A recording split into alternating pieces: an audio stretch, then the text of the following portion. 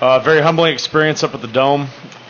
Give credit to Northern Michigan for coming out and playing well on both sides of the ball. When you look back at the reasons that we lost, offensively, 5 turnovers, 4 of which occurred in the second half, hurt us. We were a few times got down inside the 30-yard line, and we're not able to convert and score points. And just a lack of consistency in the passing game. I mean, I thought there was times we ran the ball. One bright spot probably was the play of Kirk Spencer. I thought he played very well and kind of took another step forward from the game he had a couple weeks ago.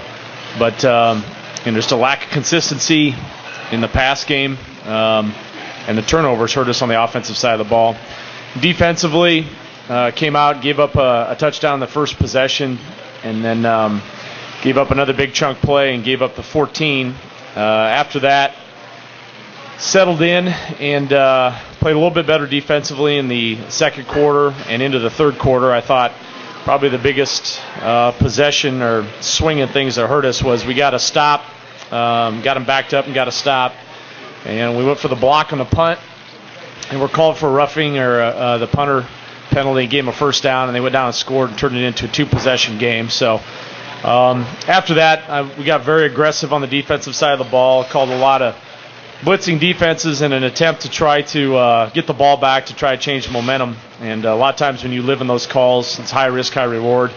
In this case, they popped a couple runs on us and scored a couple touchdowns late. So the margin of victory doesn't really mean a ton to me. It's more about trying to get the win. And so we got very aggressive towards the end of the ball game, and it hurt us on the defensive side of the ball. So given the set of circumstances that we're in with our offense, we had an opportunity as a defense to step up and play better and help out the guys on that side of the ball, and we just weren't consistent enough. We had too many penalties. I think we had 3 pass interference calls. Our tackling was suspect at times, and basically our defense didn't help our offense in a time where they needed some help, and I just saw a combination of factors that led to a loss, a very tough road loss, and put us in a position. We come back home against Northwood that we've going to do a great job this week on the offensive side of the ball, given some injuries of figuring out what we need to do to be able to score some points.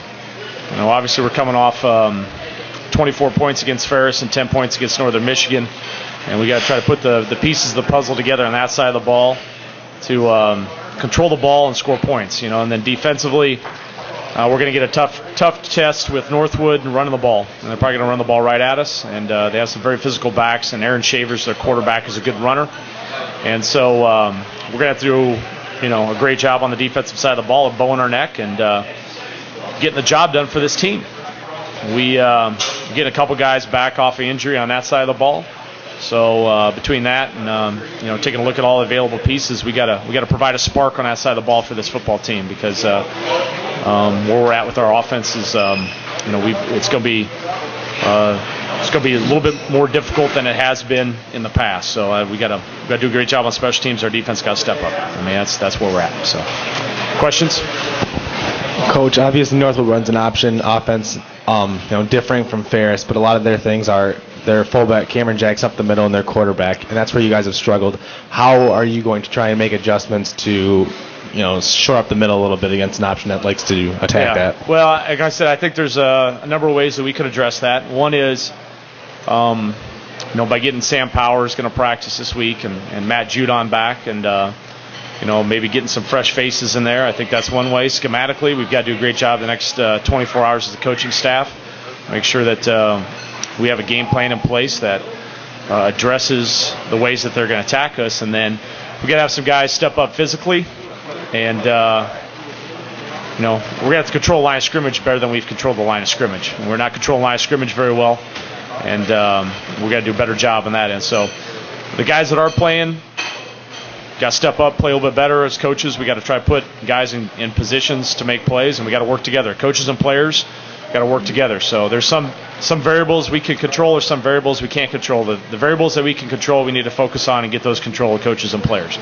And that's not just for our defense, that's for our whole football team. And so the things we can't control, there's no use spending a lot of time thinking about them. We got to control the things we can control and go to work to make sure we get that handled. And we've got 3 days to get that done.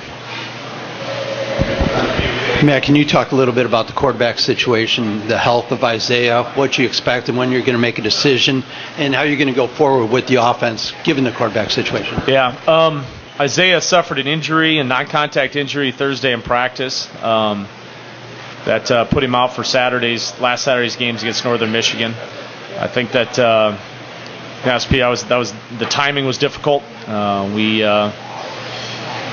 had to in span of basically 24 hours try to get Brandon up and ready to go at that position. So we had an MRI yesterday. Still waiting on the results from the MRI in terms of Isaiah's availability.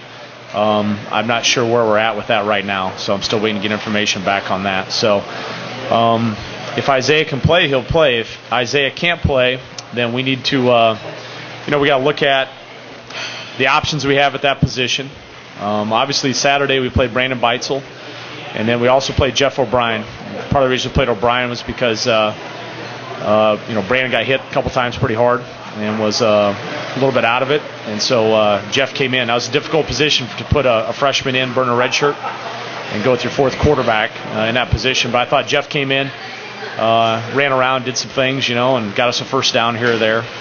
So if in fact Isaiah's out, we'll have to take a look at between those two guys, because I think both are going to be available for Saturday. What kind of gives us the best chance to score points? And I'm also aware that the type of offense, the structure, what we look at might have to change too, because of the skill set of the guy that we have there.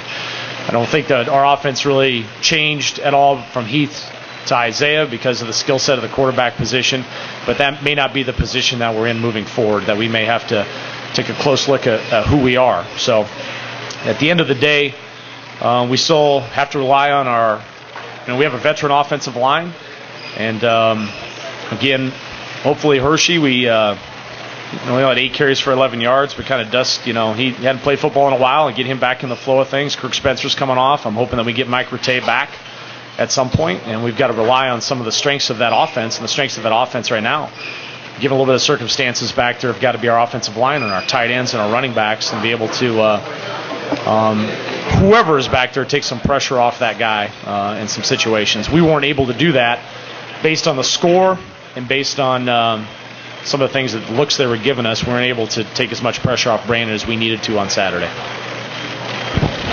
Tim, we've talked about it on Sunday with the sense of urgency that the team now has. When you look at a game like Northwood where it's at home, it's homecoming, you guys kind of have the momentum of having your fans and having all that with you.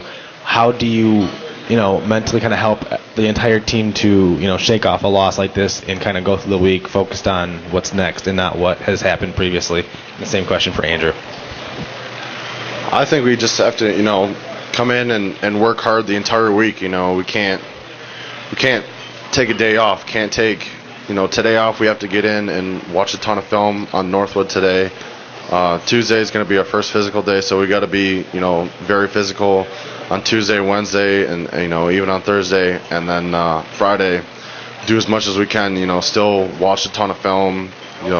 Get the checks and stuff down. So I think just going forward through this week, I think we can't afford to waste any time. Just kind of like what Tim said, we also the leaders have to lead. The guys in the offense who have been here before, been through a lot of stuff, we have to step up and lead. The offensive line is kind of a veteran group, and we got to step up and do whatever we can. Whoever's back there at quarterback, whoever back there at running back, we got to block for them. We got to do all we can do, and the leaders have to lead on the team. And then kind of same question for you, Coach. There's obviously an increased sense of urgency. Considering what's happened the last 2 weeks and everything, is there more of a pressure on you to try and, find a solution for this, this week, and then hopefully have something to build on going into the tougher stretch of the schedule at the end of the year?